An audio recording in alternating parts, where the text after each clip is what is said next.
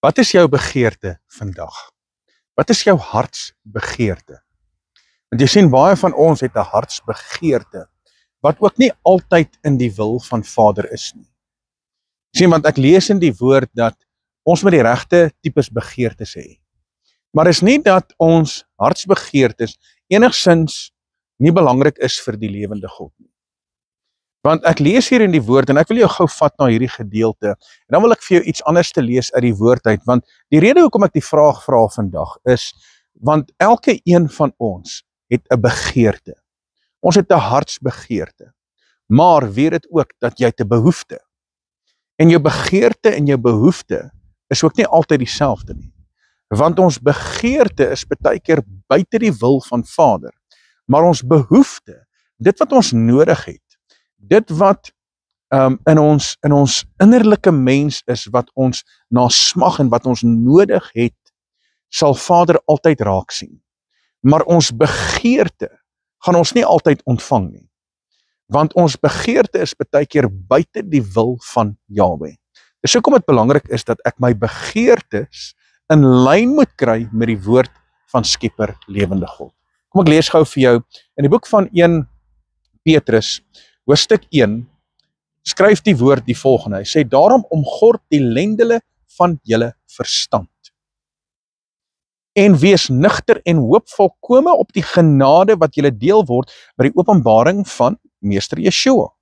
Soos gehoorsame kinders moet julle nie julle lewe inrig volgens die begeerlikhede wat tevore in julle onwetendheid bestaan het nie. So ek kan nie verkeerde begeertes in my lewe hê nie. Want ongelukkig trek die wêreld ons baie keer in wêreldse begeertes, in wêreldse gedagtes. So hoe moet ons begeerlik of ons begeertes lyk? Ons begeertes moet in lyn wees met die wil van Vader. Hy gaan verder, hy sê, maar soos hy wat julle geroep het, heilig is, moet julle ook in julle hele lewenswandel heilig word, omdat daar geskrywe is, wees heilig, want ek is heilig. So wat se begeertes moet ek hê? Ek moet eintlik begeertes hê na heiligmaking. Ek moet begeertes hê na heilige dinge, na die geestelike aspekte. Dis waar my hartsbegeertes moet wees. So eintlik sê die woord, dat ek en jy moet hom begeer met alles wat in ons is. Want as ek hom begeer en ek begeer sy teenwoordigheid en ek begeer sy liefde en ek begeer die heilige dinge van Jahweh, dan sal ek dit ontvang. Want almal van ons het begeertes. Almal van ons. Almal van ons het begeertes en ons het behoeftes. En daar is dinge waarvoor jy bid, wat nou natuurlik jou hartsbegeerte is. En daar is dinge waarvoor jy bid wat jy nog nie ontvang het nie, en dan dink jy, maar hoekom kry ek dit nie? Hoekom ontvang ek dit nie? Want jy sien baie keer dit wat ons in ons hart begeer, dit wat in ons hart is nie altyd in lyn met Vader se wil nie.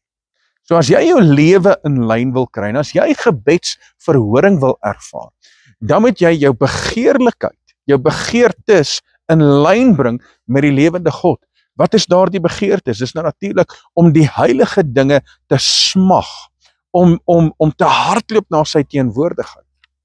Want Vader sê tog in sy woord dat ons moet bid, en luister wat sê hy hier in Filippense hoofstuk 4 vers 6, hy sê, wees oor niks besorg nie, maar laat julle begeertes, okay, so met ander woorde, ek kan iets begeer, en ek kan daarvoor bid, maar daardie begeerte moet in lyn wees met die wil van Vader.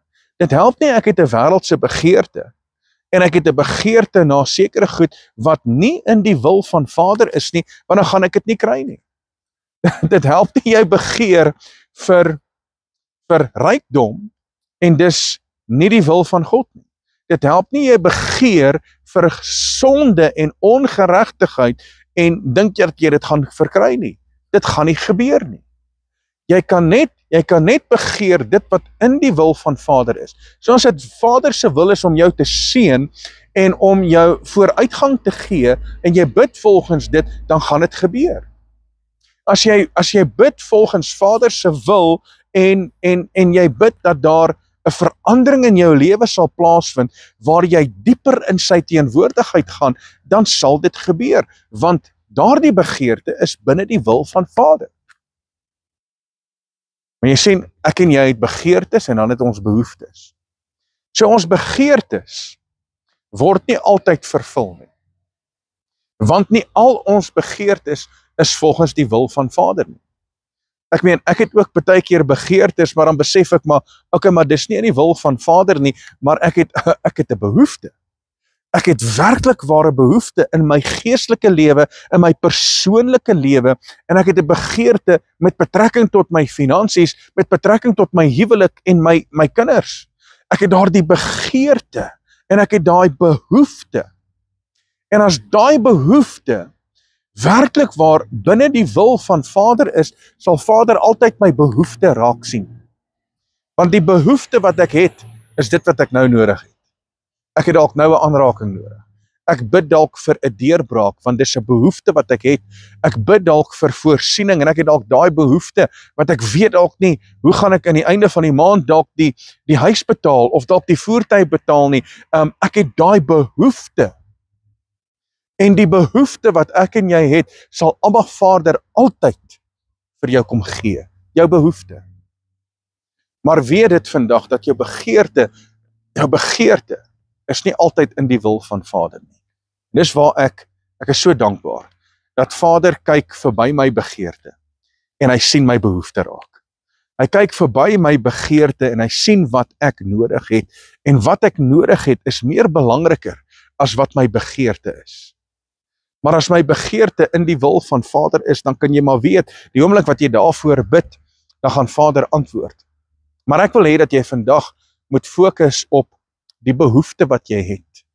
En daardie behoefte en my behoefte is om waarlik deur die lewende God gebruik te word. My behoefte is om waarlik die teenwoordigheid van die lewende God te ervaar, waar ek in sy teenwoordigheid is. My behoefte is na Jahwe, en ek het hom nodig. Ek weet nie wat jou behoefte is vandag nie, en ek weet ook nie wat jou begeerte is nie, maar ek wil vandag vir jou sê, dat Vader kyk baie keer verby jou begeerte, en hy sien jou behoefte raak, en jou behoefte sal nie onvervuld wees nie. Mag die lewende God jou vandag kom seën. Mag hy jou behoefte vir jou kom vervul.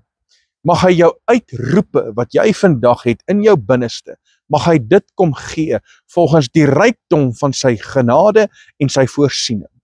Mag jy ervaar dat jy in jou behoefte bevredig word vanweer die teenwoordigheid van die lewende God, en dat hy jou behoefte vandag sal raak sien.